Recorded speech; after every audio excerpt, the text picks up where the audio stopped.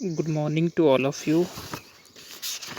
कल हमने जो बात की थी वो बात की थी हमने कि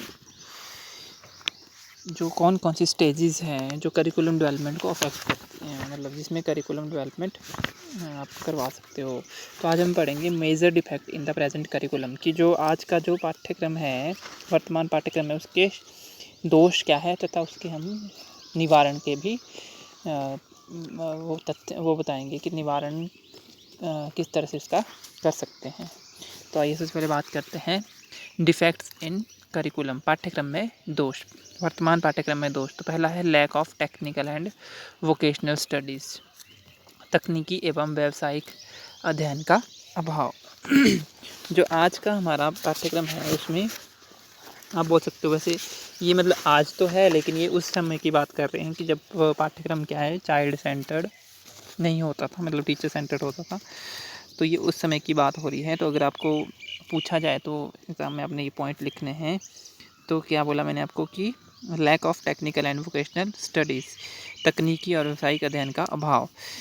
मतलब जैसे कि जो भी हमारा स्कूल जो लाइफ होती है, स्कूल लाइफ के बाद हमें क्या होता है, जो हमारी सक्सेस होती है वो किस पे डिपेंड करती है कि हमें जो हमारा जो स्टडीज़ है, मतलब जो हमने पढ़ाई करी है वो सक्सेसफुल तभी मानी जाती है अगर हम उसको रियल लाइफ में भी अप्लाई कर सकते हैं। मीन जो भी हमारी रियल लाइफ की प्रॉब्लम है उसमें हम वो एप्लीकेबल हो जो हमने पढ़ा है।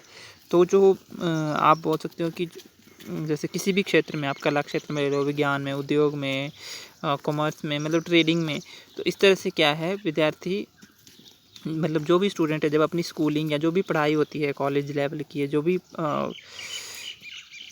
ख़त्म कंप्लीट करके जब वो उसमें रियल लाइफ में उस चीज़ को अप्लाई करता है तो वो मतलब उसको हेल्पफुल नहीं होती है। तो टेक्निकल इतना ज़्यादा नहीं है और वोकेशनल स्टडीज़ भी इसमें नहीं है।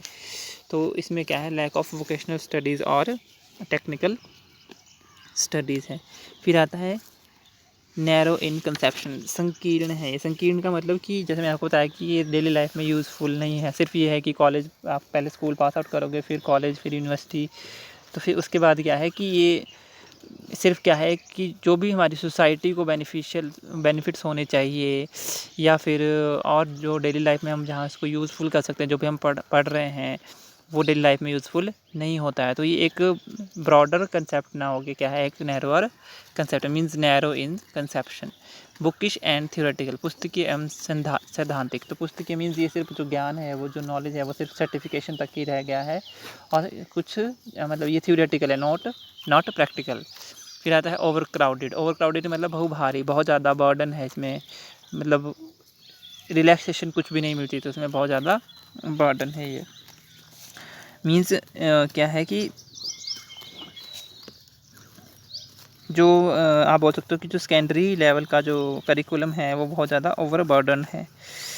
इसमें कुछ जो सब्जेक्ट्स है उसको स्टडीज़ के लिए लाया तो गया है, लेकिन उसमें क्या है, इंटीग्रेशन नहीं है और ना ही कोई स्पेसिफिकेशन नहीं है।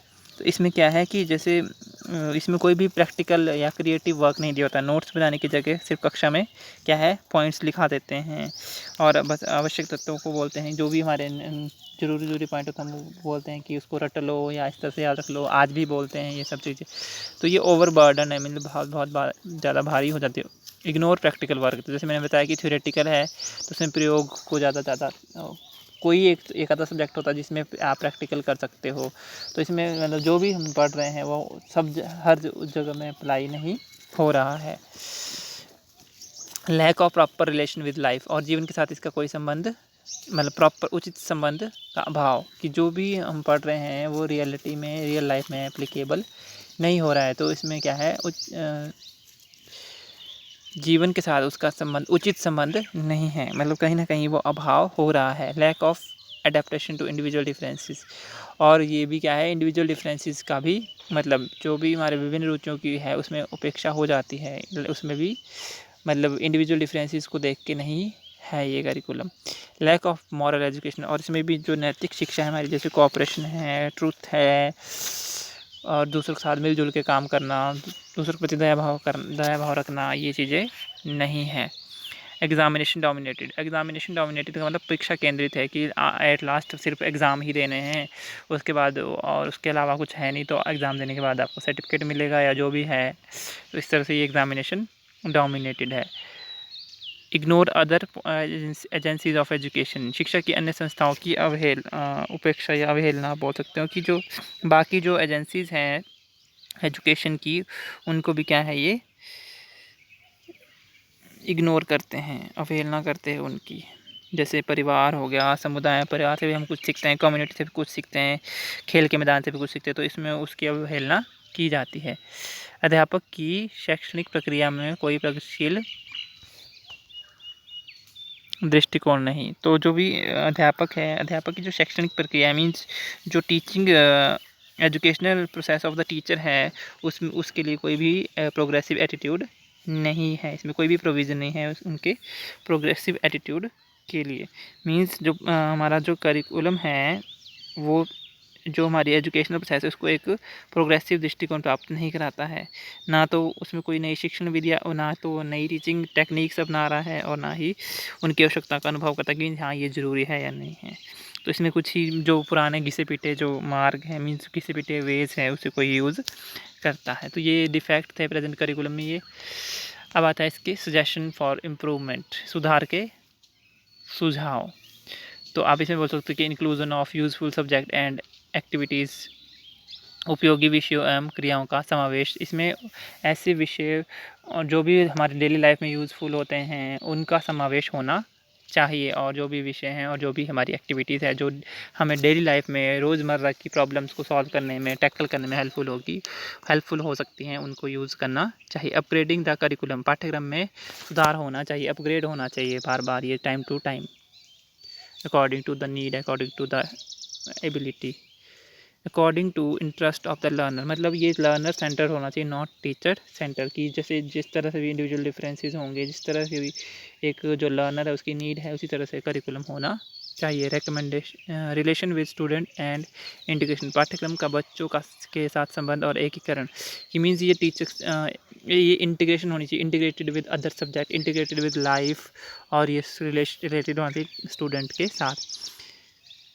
इनोवेशन इन करिकुलम, पाठ्यक्रम में नवाचार, मीन्स इस जो करिकुलम उसमें इनोवेशन होनी चाहिए, न्यू टेक्निक्स, न्यू टेक्नोलॉजी, बच्चा किस तरह से टेक्निकल चीज़ों से सीख सकता है, ये सारा होना चाहिए। Explanation, emphasis on health education, और इसमें स्वास्थ्य शिक्षा पर भी बल देना चाहिए। एम्फेसिस इन मैनुअल वर्क, हस्तकार्य पर बल, और इसमें ज़्यादा काम क्या है, हाथ से जो भी होता है उस पर बल होना चाहिए। ऑर्गेनाइजिंग डाइवर्सिफाइड कोर्सेज, जो भी बहुमुखी कार्यक्रम है उनका आयोजन करना चाहिए। मीन्स जिसमें आप लगता है कि आपके बहुत सेंसेस यूज़ हो रही हैं, आप एक्टिविटीज़ कर सकते हो, आप रटने की बजाय करके कुछ सीख रहे हो, वो सारा होना चाहिए। एम्फेसिस ऑन साइंस एंड, और साइंस और मैथमेटिक्स पे ज़्यादा एम्फेसिस देना चाहिए। एम्फेसिस ऑन टेक्निकल और वोकेशनल एजुकेशन होनी चाहिए, जिससे कि हमारा जो करिकुलम है डेली लाइफ में यूज़ हो सके। सो thank you students, and that's all for today, and have a nice day.